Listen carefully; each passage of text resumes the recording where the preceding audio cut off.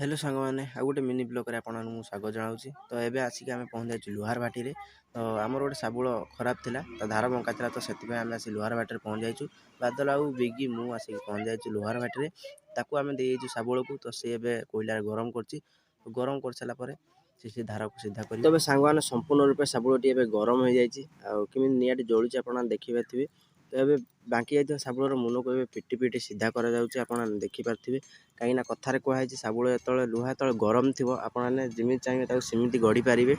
आए साबुलर मुन को सीधा करने संगे संगे धार कराऊँगी माटी ताड़े सहज हो।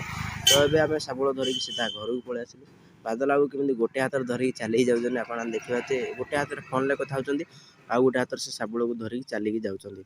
तो ये आम आसी घर भितर पहुँची गलु। तो सी घर भितर पहुँचा संगे संगे आसिक घट उपर शोई पड़े।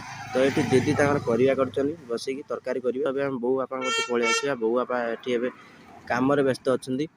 तो बाड़ पूजा कम अच्छी तो से साबुल को आमको पजाया पड़ा। तो ये आम बापा को आसी साबुल देदेली तो सी गात खोलिया लगे।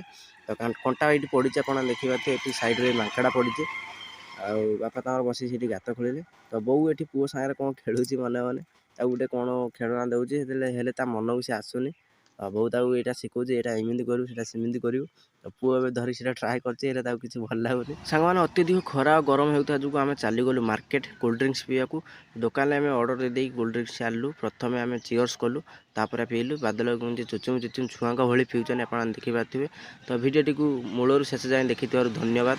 एमती किसी ब्लॉगिंग वीडियो देखापी आम चैनल को सब्सक्राइब करूँ। रही नमस्कार।